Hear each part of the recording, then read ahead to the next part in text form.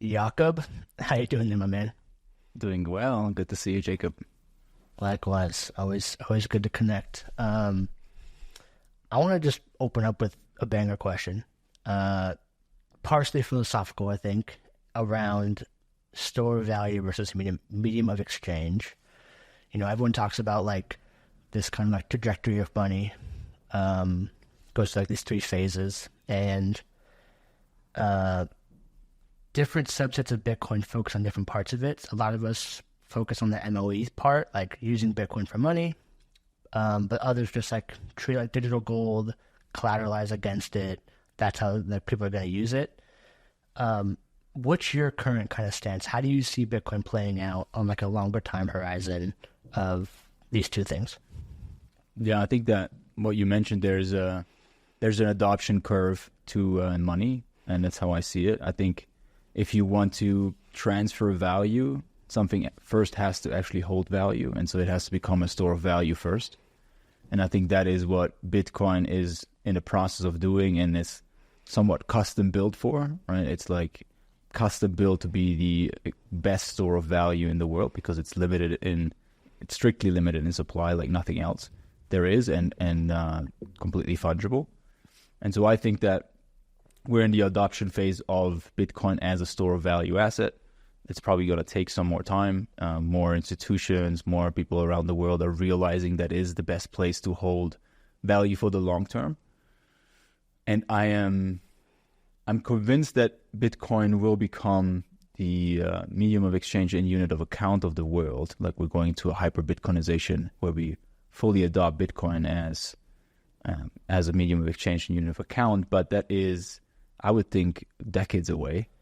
And so it doesn't really make sense to jump the gun and, in my opinion, use Bitcoin for payments or for transferring value right now, at least not at scale, because it is not the unit of account. Right? The unit of account is still the dollar globally. And obviously that there's a lot of changes happening also as we speak, but that is what folks denominated their portfolios in. That's what they denominate their expenses in. That's what they denominate also their loans and financial products in. And so that's what they want to transfer. And we're seeing that, right? And we'll get into stablecoins and the adoption of stablecoins. We're seeing stablecoins as the killer app for payments, for remittances, for a lot of these use cases, and not Bitcoin. And I don't think it's not really a debate at this point. If you just look at the market data, I'm a fan of just looking at the market. What is the market telling us? The market's telling us Bitcoin is being adopted as a store of value. Stable coins and dollars are adopted for medium of exchange and the unit of account. So that's how I see it. Interesting. So you think, and yeah, the market seems to bear that out. So you think a lot of because I'm looking at, I spend most of my time talking to founders and looking at kind of like where adoption is going to come from. And it seems like, you do have, BTC Pay server making it easy to accept Bitcoin on your website, and it works relatively well. Or Lightning, if you can set up your channels, it works relatively well. But I can't help shake the feeling that we're over-optimizing for MOE on Bitcoin too early. And maybe we should be going the kind of like what Stripe has recently announced, where like they're getting pretty heavy into the crypto side, probably through stablecoins. Do you agree with that sentiment? Like maybe in the interim, we should see more companies leaning into getting off of TradFi rails and do stablecoin rails as like a way to go into BTC MOE? Yeah, absolutely. That's how we see it too at Hermetica. We see it as, in the interim, we'll have stablecoins or dollars as the medium of exchange, and so fully lean into that and actually build stablecoins that are actually backed by Bitcoin and are running on Bitcoin. That's what we have brought to market. And yeah, I mean, Stripe just acquired Bridge for $1.1 billion, which is basically Stripe for stablecoins. And so it's pretty obvious. PayPal has launched their stablecoin. It's pretty obvious that a lot of folks are really excited about stablecoins because if you look at the data and you look at emerging markets especially, there's a really cool report that came out from Castle Island Ventures a couple months back that looks at emerging market adoption for stablecoins. Highly recommend to read that. And it's fascinating because a lot of folks think that stablecoins are used to get into crypto, and that is certainly a use case. Like folks want to get stablecoins so they can buy Bitcoin or other crypto assets and interact in those economies. But what that paper shows is that there's a pretty big adoption outside of that use case, which means it's actually completely unrelated to DeFi and the crypto ecosystem. It's just folks want to hold dollars. And if you are not in the Western world, you don't have access to dollars, or not, at least not in an easy way. And maybe we can talk a little bit about my background at some point, but I had a very visceral experience of that because I worked in Africa for a while and nobody has access to dollars.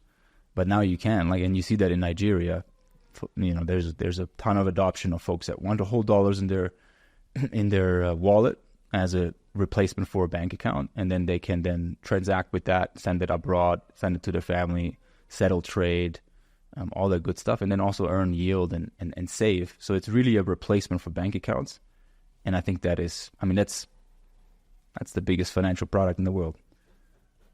Yeah, so this is actually something I've been thinking about as well. It's super interesting is when you talk to normies about Bitcoin, like one, they'll be like, oh, this guy, please don't, I'm not ready for this. Like they don't want to hear about the scams, the NFTs, all this stuff. But one thing that hits you when you start to talk about like the financial system and the Fed is like they think about the dollars in their account. I need more of them. They don't think about the money, like what is the money in their account? That's this whole separate question that they don't have the time to think about. And that got me thinking, like there's something about stable coins, and as you mentioned, like people want a dollar. They want the brand that is the dollar at some level, because if you have your current currency, you have the dollar, then you have these other random assets that are super volatile. I just want to get out of the volatility that is my current currency and something more stable. But no one really talks about that. Like they don't really talk about the dollar as like a brand, or like people don't just want a stable coin. Like they actually want a dollar because it's this kind of like reserve currency that they could trust. Yeah, and they can transact with it worldwide. Everybody accepts it. And as you said, their local currency is getting inflated. They don't trust their government. And so trust another government, even though that is probably not the absolute best alternative, but is a lot better than trusting your Nigerian government or Argentinian government that has inflated the currency at like over 100% year over year, right? And the dollar is not inflating at 100%, at least not yet. So it is, and it's just like, I don't think it's much of a debate. It's just look at the data. That's what folks are doing, and it makes a ton of sense. I would want to do that. If I was in emerging markets, I would want to hold dollars, not my local currency. Yep, it's the rational thing. No, this is cool. Then, actually, I do want to touch on your background a little bit, because you have a pretty interesting background. You've been an entrepreneur for a while. Give us some color on your background and like leading into how you got into Bitcoin. Yeah. I mean, I guess I'll take a little bit longer tour because we have some time here. Been an entrepreneur actually. There's stories from my mom that I was like buying and selling things when I was like in 6-7 years old, but I really started my first business I think when I was 13. I had like long hair. I think you remember me with long hair, right? Mm-hmm. Long hair. I have like rich locks, and I was playing soccer as a 13-year-old. And you so pull I off bought like both well, by the way. Thank you. I bought like a headband to like hold back my hair when I play soccer. And when I looked at it, I was like, this is just an elastic band that is sewed together. I can do this myself. I can produce this. So I asked my mom to show me how to sew. I bought some elastic bands, and I produced headbands in my bedroom and sold them on eBay when I was 13. And that was my first business. It was actually quite successful. I made like a couple $100. I was super happy about it, and learned about, copywriting, like get the headband like the superstars, soccer superstars, and did some accounting. And that was, I always had that, that bug of wanting to build stuff and sell it. And then actually had to shut it down at some point because I got tired of sewing headbands. And I asked my sister if she wants to work for me. And she was like, too expensive. I ran the numbers. I was like, that's not going to work. So I had to shut that one down. And then, did like other I was arbitraging the first iPhone when it came out. I was buying it in the UK and importing it to Germany and selling it for $200 more a pop. Mm-hmm. So I did that a couple of times and bought my first iPhone that way. That was really cool. And so always had a little bit those side hustles on this going. I went to engineering school at some point. That was like the least entrepreneurial time of my life, I guess. But then in my 20s got involved, in 21, 22, I got involved in a project that brought me to the emerging markets. We had technology to produce very cheap eyeglasses that we brought into Africa, South America, Bangladesh, and produced eyeglasses for $1 in those countries and then sold them locally, prescription eyeglasses. And since there's really almost no eyeglasses in the developing world, it's like basically non-existent, we were able to sell a lot of them and distribute them all over the world. Sold over 250,000 eyeglasses. And the really cool part was that it brought me to like some of the most remote places in the world, right? We would like do outreaches and go into the wilderness in Burkina Faso in like the Sahara essentially. And I was like 22-year-old white guy, and I didn't see a white person for like weeks. And it was like just amazing experiences, amazing people. And then seeing, these kind of folks, like folks that literally live in huts and bank account, what is this? Like, what are you talking about? They're sending money on their phone, actually, right? They actually have a form of bank account, which is the credits on their phone, which they're sending to their neighbors or to other peoples in the city. But it allowed me to see economies that are much less developed, financial systems that are much less developed, but also much more controlled by other entities. In Burkina, in West Africa, the currency is still controlled and issued by France. And so it's like interesting, right? Like there's definitely power structures that exercise control over the financial system. And you can read that in a textbook, but if you see it viscerally, if you like go through the city and everybody living in poverty, but then you go into the city center and the restaurants are all full of white French people, it's like, okay, interesting. You start putting one and one together. And so that gave me, I think, a very good background for grokking Bitcoin very quickly. So when I found Bitcoin in 2016, it clicked very quickly. And obviously, it's like interesting from an engineering perspective, super interesting how you can build this and like distribute it, and it's not controlled by anybody. But then also on the economic level, this can actually be a technology that can serve these kinds of economies and people to bring them into a financial system that is not controlled by another country outside of your reach in Europe, for example. So fell in love with Bitcoin really, and still am in love 8 years later or 9 years later, and dedicated myself to first studying it, because I think there's so many things, and you do this super well in your podcast, to like just look at all the different facets of Bitcoin. There's so many facets of Bitcoin. You can like spend years just talking about it and learning it. So dove into a bunch of different elements of it, studied cryptography, studied the Bitcoin core node, started a mining company because I wanted to understand what mining is, which was quite interesting business lesson as well. And then got into trading the asset, trading the futures markets, and ended up working at Kraken, the exchange, for a while, where I got exposed, I would say, to the rest of crypto. Kraken obviously it's a Bitcoin first company, or at least was founded that way, but now it's in everything, right? Any crypto assets, any blockchain. So got exposed to Ethereum, DeFi, Solana, NFTs, and all that fun stuff. And that really also then exposed me to the idea of building on Bitcoin, or building a decentralized financial system on Bitcoin.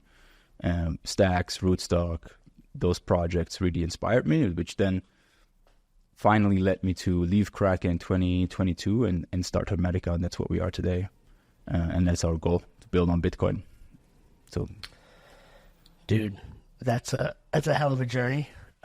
Very cool. I definitely feel a kinship to the eBay life. For a while I was doing hitting up real estates in my local area, and then just like flipping shit on eBay for buying a VCR DVD combo player for $20 and then flipping it for $200. Yep. So like I made my first like 40K or something doing that, and then I'm like, I actually don't want to have like a basement full of just random shit that is like might or might not sell. So let me go into this tech thing. Yeah, it's not scalable, yeah. basically. No, and I felt stuck. I was like, this is an anchor that I gotta carry everything wherever I go. I want to live laptop life, so maybe Bitcoin. Yeah. So that's cool. I want to start to touch in, like, deep dive into Hermetica, but I want to go about it kind of roundabout way because it's super interesting when you talk about, like, city life, French, like, different connection to even going, 30 minutes out and, like, how different people, like, kind of like in the rural areas might live. And I see that it's all over the place and everywhere. Like, you see it in politics, you see it in Bitcoin, where it's like, stable coins are stupid, just buy Bitcoin, dumbass. And it's like, well, sure, in your perspective, that makes perfect logical sense, but you're in your little bubble and you can't expand, like, your perspective to include other views that would be contrary to yours. So, all that to say, like, give us a little more color on, like, through that lens of, like, Bitcoin and stablecoins, because I do agree stablecoins have reached pretty good product market fit, but, like, certain subsets still view it as just, like, a wasted effort, stupid. And it seems like part of it is that, like, they just have their worldview. They're the French in the city, so they can't relate to the other perspective. Any thoughts on that framing? Yeah, I think there's always folks that think things are stupid, and obviously they're entitled to their opinion. But I think at the end of the day, what is important is what people do, not what people think. Like, we can sit around and philosophize all day, and that's interesting for a little bit. Not that interesting to me, actually, but if you look at what people do, if you just actually look at the on-chain data, it's 50% of on-chain transaction volume is stablecoins.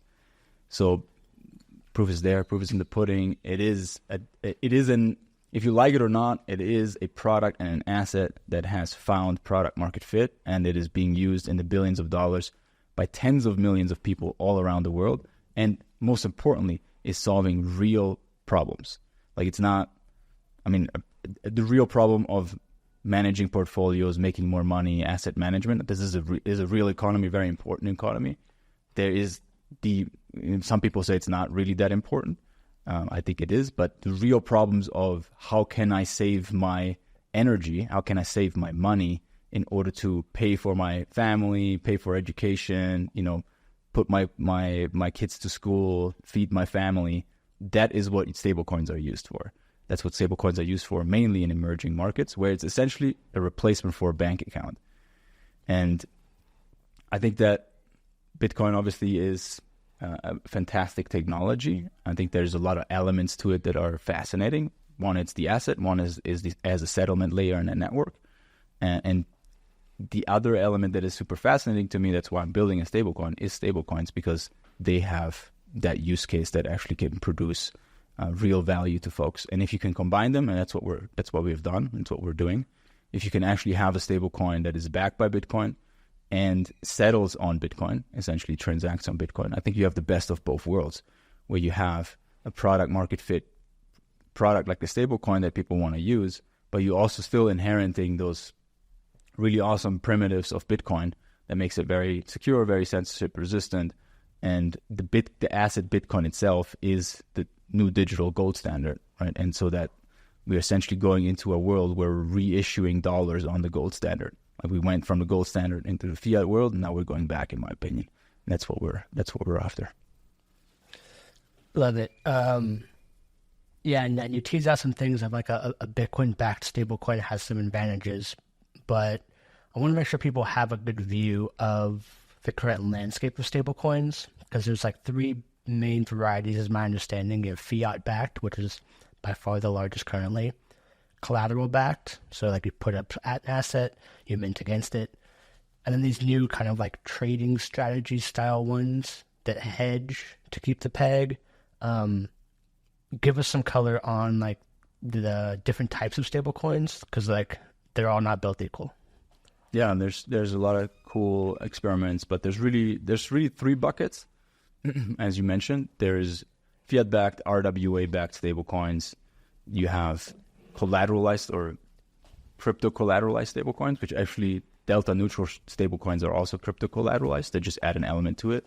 And then there's algorithmic stablecoins, which don't have a backing in itself, things like Terra Luna and some others that I think we all now know don't work and are failed experiments. So there's really two big buckets. There's RWA-backed stablecoins and collateralized stablecoins. They're both collateralized. It's just what you collateralize it with, right? The RWA collateralized stablecoins, you tether your Circle, are collateralized with fiat in a bank account or treasuries or reverse repo agreements. And so they are essentially collateralized by assets in the fiat system that are, as you mentioned, that's the by far number one amount of stablecoins in circulation. Tether is $140 billion, I think. And they have a lot of liquidity, a lot of product market fit, network effects, and are very scalable because there's just a lot of liquidity in the fiat system. And so you can just on and off ramp that quite easily. They are, though, still tethered in the fiat system, right? And that is the downside. They're still actually dependent on that fiat system, one, to operate efficiently, right? Like if a bank goes down, like we saw last year in March, I think, or April, when SVB went down, that was not good for Circle. It depegged by, I think, 12%. So there's a real risk of something outside of actually the company Circle influencing the peg and quality of that product. And then the other big risk is regulatory. Like the fiat system can run well, but if the government doesn't want a specific product to exist, they can shut it down. There was actually the CEO of Tether, Arduino, I think is his name.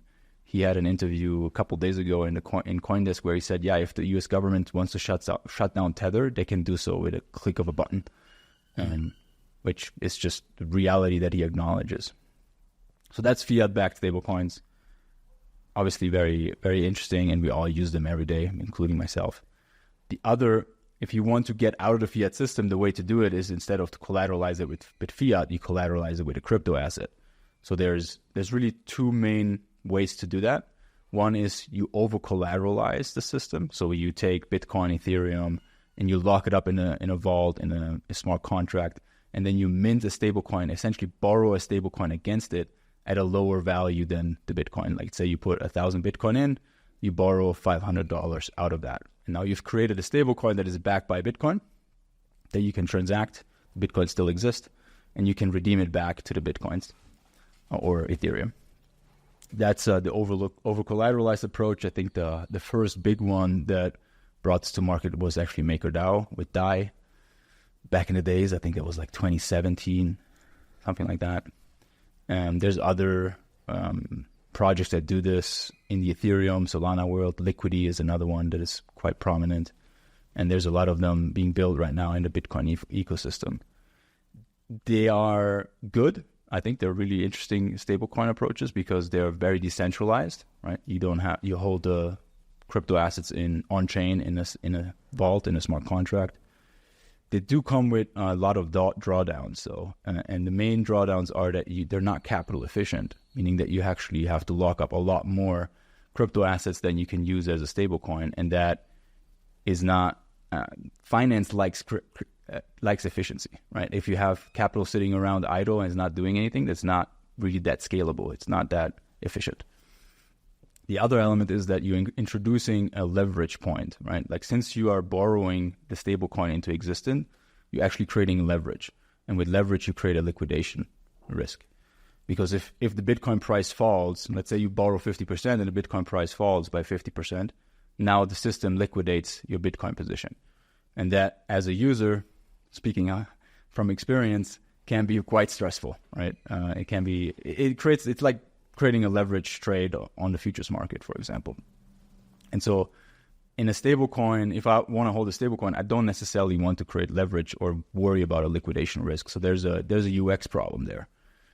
The other element is that maintaining the peg or arbitraging the peg is not straightforward, because if there's a multitude of different users that create these vaults and borrow the stablecoin into existence, if you want to arbitrage the peg, you can either have a vault so everybody can arbitrage their own vault, but most people don't want to be market makers and arbitrage a peg. So what happens is that you have redemptions on all the vaults, which means that some of the people sell the crypto asset at whenever the redemption happens, some of the assets get sold which again is a bad user experience, because if you lock up your Bitcoin, you don't necessarily want it to be sold at random times, right? You actually don't want to sell it at all, most likely. So there's some critical issues, in our opinion, that make that approach less scalable and therefore less attractive to build actually a stable coin with. And the other Bitcoin collateralized approach is the delta neutral approach, where you still collateralize the system with Bitcoin, but you add an element to it which takes away the downsides that you have in the over collateralized system. And that is you couple this spot position with a short on the futures market. So you hold Bitcoin and you short it on the futures market 1-to-1, meaning you take out all the price exposure, essentially. You hold Bitcoin, you short the same amount, so no matter where the price goes, the dollar value of that Bitcoin stays the same. And if you do that, now you can actually represent 100% of the value of the Bitcoin as a stablecoin, because you basically lock in the dollar value. So it's very capital efficient. And the other element is that you don't have a liquidation point. You know, if you say futures markets, you think of leverage, you think of getting liquidated, but we actually use the futures market to take out the price exposure. So there's no liquidation whatsoever. There's no change in value due to the price. It's delta neutral in trading terms. And so you have no liquidation points, a better user experience, and arbitraging the peg is a lot easier because there's one vault essentially. So arbitraging that is very clean. There's not multiple different vaults that are each linked to a specific person. And then as a cherry on top, you actually get paid to do so. You get a yield in the system. Whereas in the over collateralized system, in most cases you have to borrow the stablecoin. You actually have to pay to do that. In our system, you get paid to hold the stablecoin. So there's another cherry on top as we see it, because it's really a side effect. And we can obviously dive into how that works and why that yield is not a rug. But that's the taxonomy. Effortlessly just broke down the entire stablecoin market. I'm just going to clip out this 10-minute section and make it the pod. That was by far the best breakdown I've heard. So thank you for that. Appreciate that. Then I have a bunch of follow-up questions, but actually let's do it through the lens of Hermetica and USDh, and we can pull out specifics. So give us the overview of what is Hermetica, what is the purpose of building Hermetica? Yeah, I mean, so our main mission is to build a decentralized financial system on top of Bitcoin. I believe that if we want to have freedom and prosperity for the human race in the long term, we need a financial system that is built on Bitcoin as the settlement layer, because that is, in my opinion, the only decentralized settlement layer that we have. And so that's our mission as a company. And in order to do that, there's obviously a different building blocks that need to be put in place for a decentralized financial system.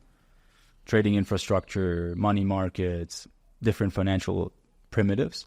And one of the most important ones is actually a stablecoin, meaning a dollar asset that can be represented on the Bitcoin blockchain that can then be used in the different applications, can be held by folks in their wallet. And that's what we have brought to market. USDh is that stablecoin, is a stablecoin backed by Bitcoin. We use the delta neutral Bitcoin collateralized system. So we hold spot Bitcoin, we short the futures market 1-to-1, and that locks in the value of the Bitcoin in the protocol. We represent that on chain. It's live on Runes, it's live on Stacks, so Bitcoin L1 and Bitcoin L2.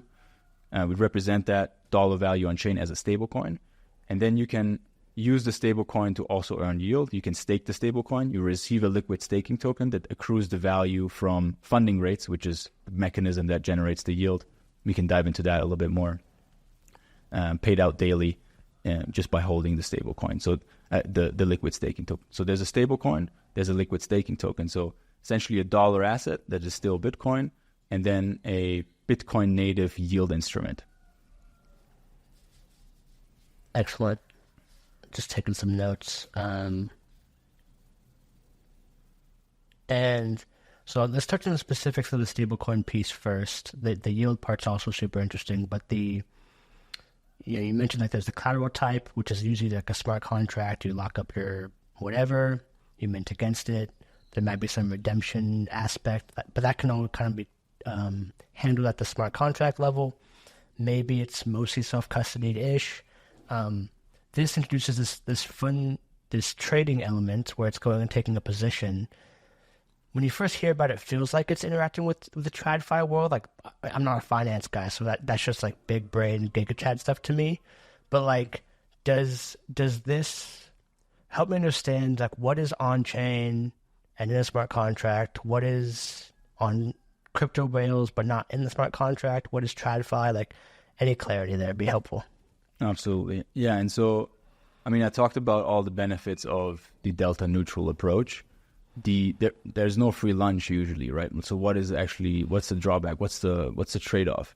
The trade-off is that in order to access the liquidity for the futures markets, which is 95+% at this point in CeFi, so venues like Binance, OKX, Deribit, BitGet, etc.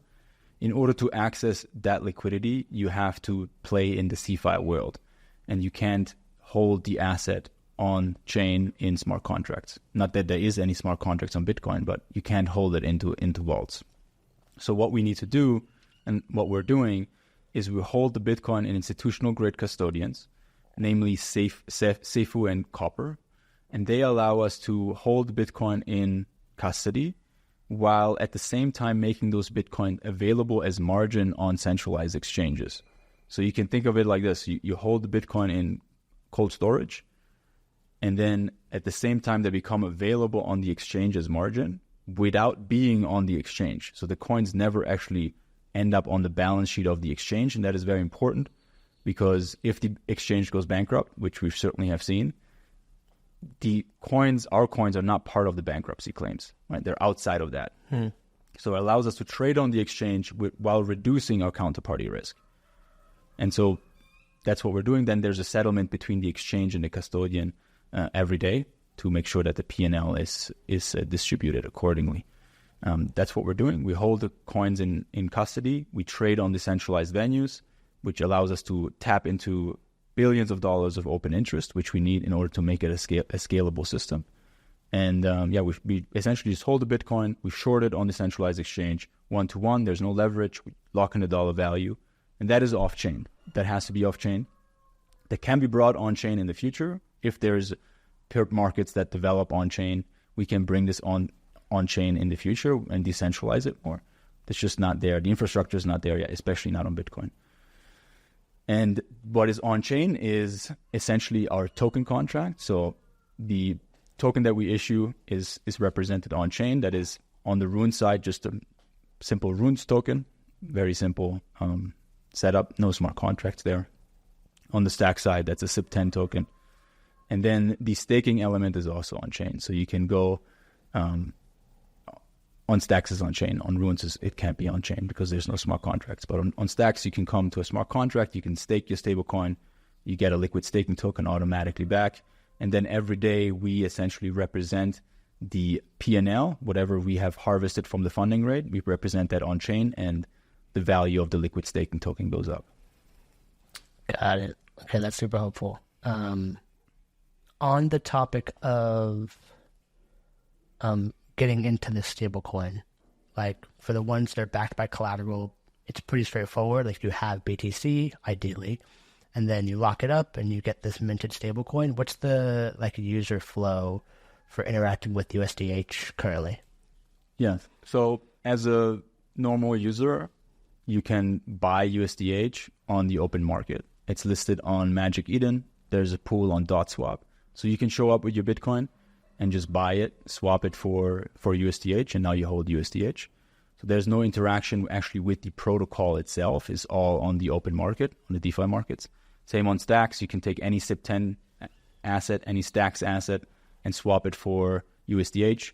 On Bitflow and Valar, that's where we're live today. And then come to our website, either on Runes or on Stacks. So you can come to the website and then stake the stablecoin, get the liquid staking token, and accrue the value over time. There is another primary user, we call them, which is people that can mint and redeem. These are institutional players, high net worth individuals that are actually interested in depositing Bitcoin and or redeeming Bitcoin out of the protocol and essentially arbitrage the peg. So they can buy USDH below peg, come to us and get always $1 worth of Bitcoin or any other crypto assets back for that USDH, if that makes sense. But that is not the general public. Got it.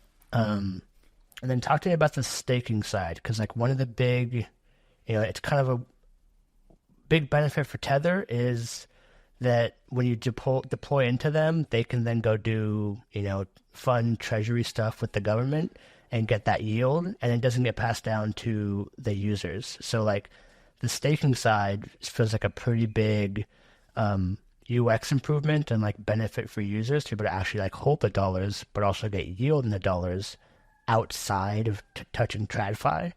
So yeah, talk about that. Yes, no, absolutely. And it, I think is one of the most attractive ways to earn a sustainable yield on your dollars if you just want to hold Bitcoin. Because at the end of the day, if you hold USDH, you're still holding Bitcoin, right? You're holding $1 worth of Bitcoin. And how the yield works is it's pretty straightforward. Since we're short the futures markets, there is a funding rate that we collect. So futures markets need to balance the supply and demand of the futures, like longs and shorts in the market. And since the crypto markets are structurally prone to be long, like folks want to be long the assets, they want to have long exposure to the asset.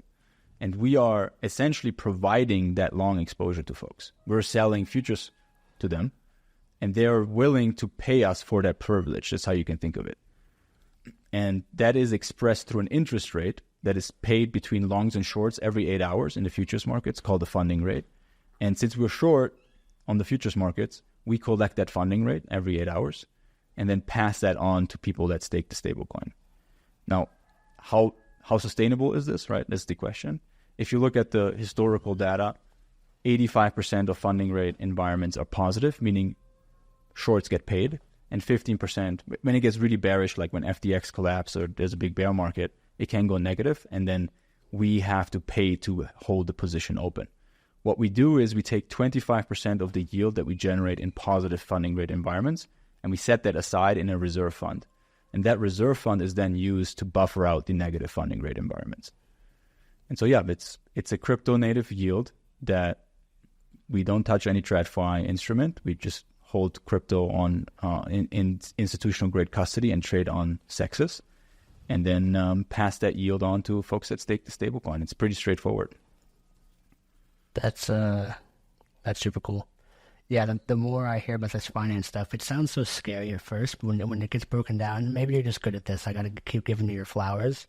It makes a lot of sense. And yeah, like this, the funding rate has some kind of downside, which as you explained is like historically it could be, 10, 20%-ish will be in that negative, but then you just account for that, plan appropriately, and you'll be good to go whenever, rain arrives. So exactly. But also the calculations, how they're done, like if you look at the formulas on the exchanges, how they're done, they skew positive because there's a borrow rate in there.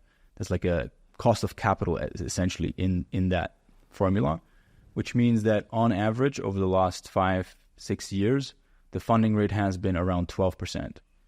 And in bear markets, I think in the last bear market, it was around 3%. And in bull market, it can go as high as 25%. So it's quite a sustainable, pretty rich yield. Got it. Okay. No, this is super cool. It makes me want to definitely get my hands on some USDH and move a little bit of my Bitcoin out of that.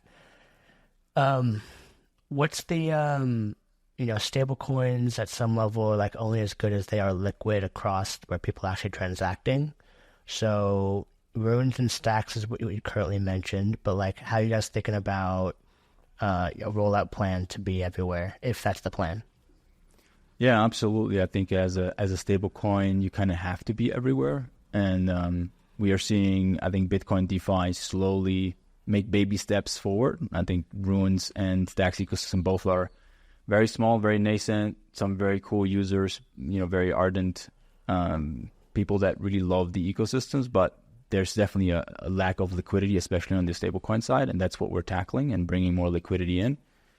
We're very keen on a lot of other L2s. And you probably have a much better even overview than me, but there's a lot of them at this point, probably too many. But there's a lot of really cool ones and really good teams building. So we're in conversations with them, and some of them have not deployed yet to testnet or even mainnet. And so we're waiting for that to develop, and we'll be there where the users will be. We're Bitcoiners. We want to serve Bitcoiners, and there's going to be a lot of venues to do that. Very cool. And certainly agree. There's too many L2s. And we'll see what makes the ecosystem, certain ecosystems pop. Like there's certain ones that do better than others, narrative wise, or community, or the tech. One question on that, because a lot of the L2s are like global state kind of smart contract blockchains. So the off-chain style, like a Lightning or an Arc or whatever, don't get in the mix as much. And it could just be because it's hard to program for. But like, is off-chain stuff at all on your guys' radar? Like Lightning and Arc? Yeah. Yeah, I mean, everything is on our radar. Everything is interesting. I played with Lightning back in 2019, 2020. And I think it is a very pure technology in that it's like very Bitcoin aligned, very simple. I think it has UX problems, and it hasn't seen the adoption that you would expect, right? Like there's still the same discussions that were going on 4 or 5 years ago. So I would love that to see more adoption, and then we're very keen on being part of that ecosystem. I just don't see the adoption right now. And I don't know if there's a fundamental UX problem, because managing Lightning channels and that how that whole system works is not super intuitive and not super user friendly, in my opinion.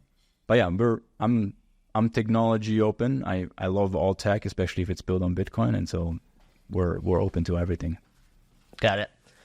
And then so we're in the high experimentation phase of L2s. I feel like we're also in that with stablecoins. We're getting a lot of new entrants to the market.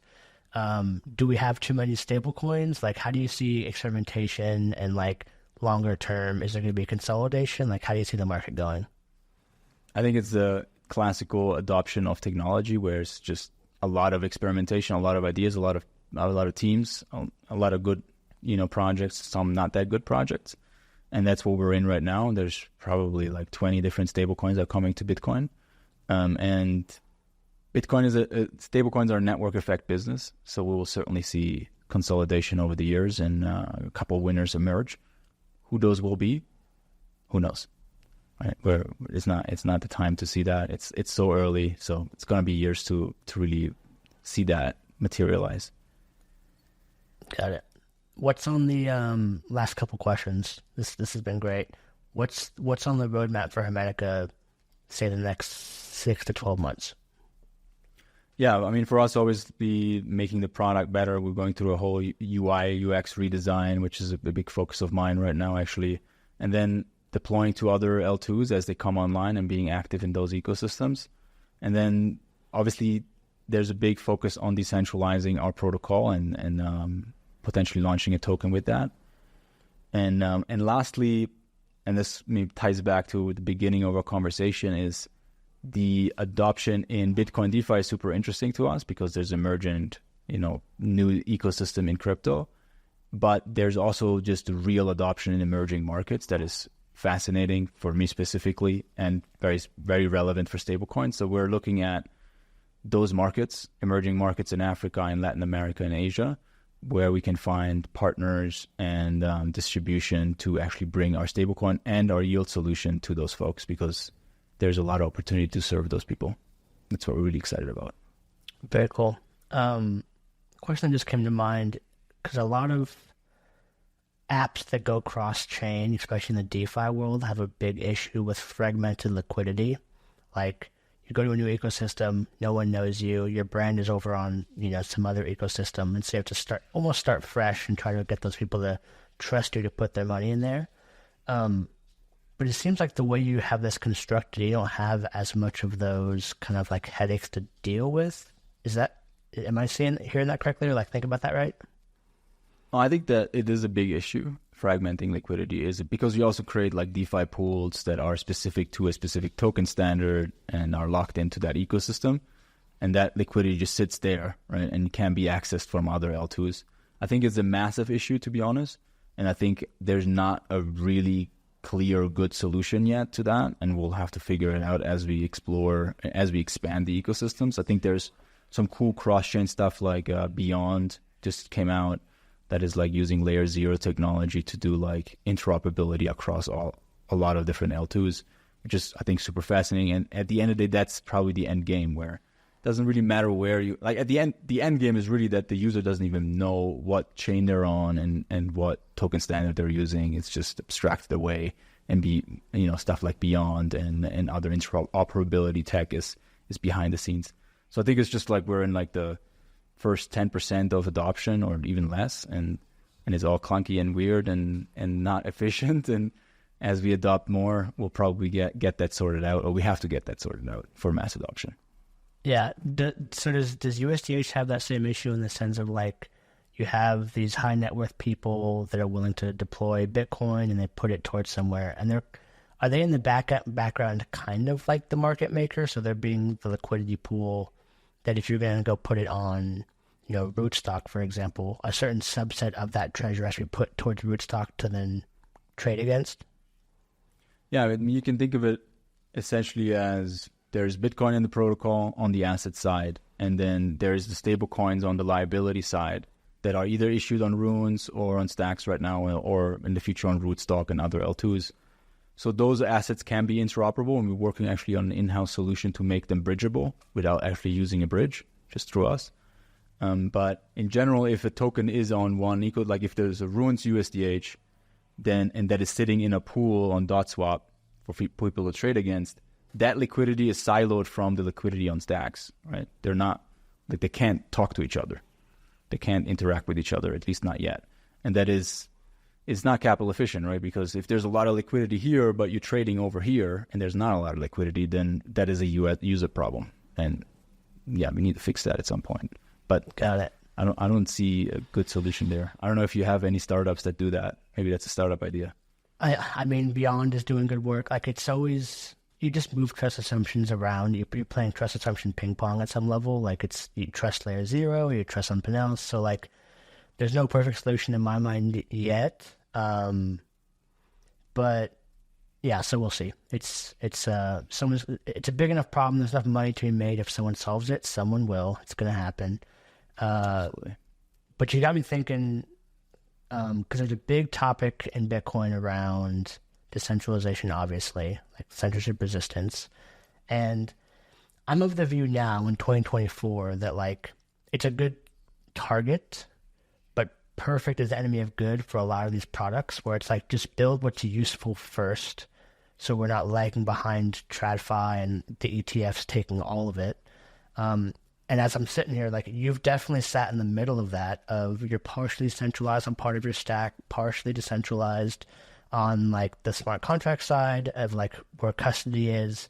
So like when you're thinking about how to build for usefulness and utility while like towing that line, how did you think about it when you were building this?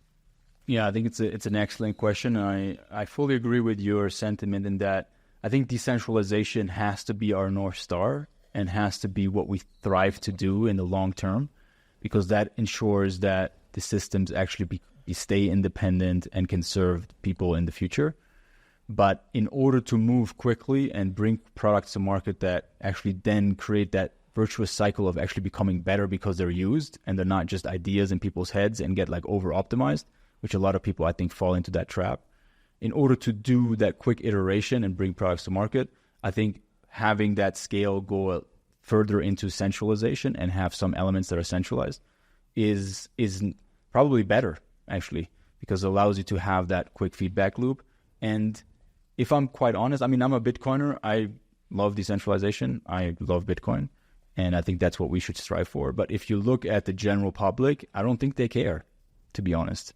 I think most people don't care about centralization. I mean, you see that with stablecoin adoption. How centralized are stablecoins? 100%. is like centralized in the entity and centralized by being backed by the US government, essentially. So like, it doesn't get more centralized than that. Massive adoption and lots of use cases, and very useful use cases for a lot of people all over the world that are actually getting real economic value out of these things. So I think we have to be very careful as an ecosystem to not, as you said, over optimize for decentralization and then get caught in our like internal little feedback loop that is screaming on Twitter, which then actually prevents us from building products that are useful, that get feedback and can iterate. And yeah, so I fall definitely into the let's do a compromise camp. Yep.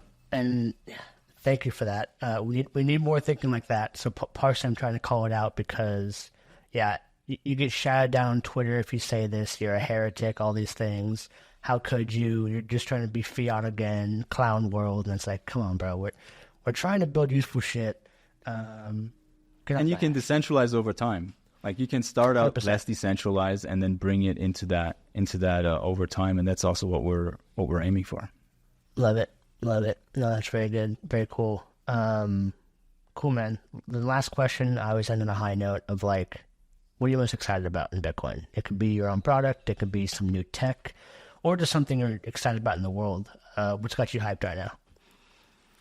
I mean, there's a lot of things I think to be hyped about. On the product side, I'm really excited about Bitcoin staking and stuff that Babylon is building. I think that is a really cool primitive that is actually really interesting to us because we can implement a yield on that level, like a risk-free rate essentially into our protocol as well. And I think it will really make the whole ecosystem better. And it makes fundamental sense to me to use Bitcoin's one of its most prevalent characteristics, which is this high security budget, and use that across other ecosystems. Right, that makes fundamental sense. And so I'm excited about that product and how it's going to be rolled out. Obviously, still very early days.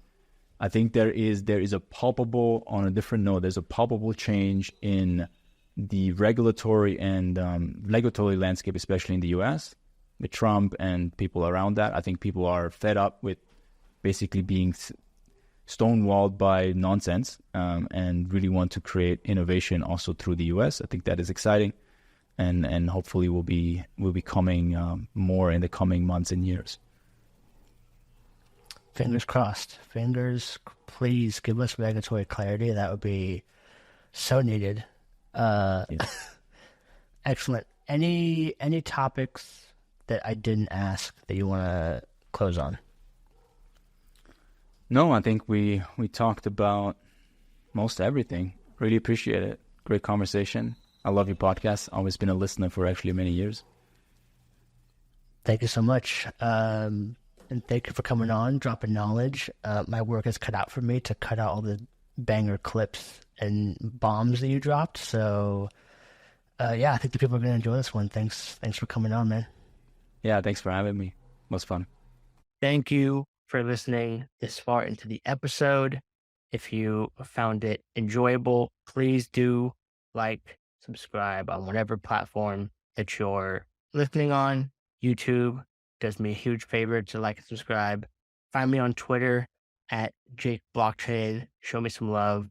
I reply to every DM. And if you are a Bitcoin builder that is kind of at the forefront of building new use cases, whether it's L1, Lightning, Stacks, Rootstock, Rollups, Ordinals, BRC20, I want to talk to you. So when I'm not doing this podcast, I am the sourcing partner at the Bitcoin Frontier Fund, where we invest in Bitcoin startups at the earliest stages, give you access to whatever you need, whether it's legal, product, fundraising help, as well as capital. So love to talk to you. You can hit me up. Again, find me on Twitter at Jake Blockchain and shoot me a DM. I'll read everything. Love to talk to you guys. All right, peace. It's gone up. We playing the long game to the black rock chains with the racks paid off from the blockchain. Going up high octane, so we up in here like pomade. Making big noise, big money, go play with your kid toys. You funny, I'm counting my Bitcoin. We up and we been gone. It's gone. Planned it out and we did this purposefully. Panning out like the kitchen currently. It's like surgery, way it's earning me a nurse's salary per cryptocurrency. I'm on a vacay drinking coconuts while wearing polka dots. This ain't no hocus pocus. Listen up and learn. It's gone up.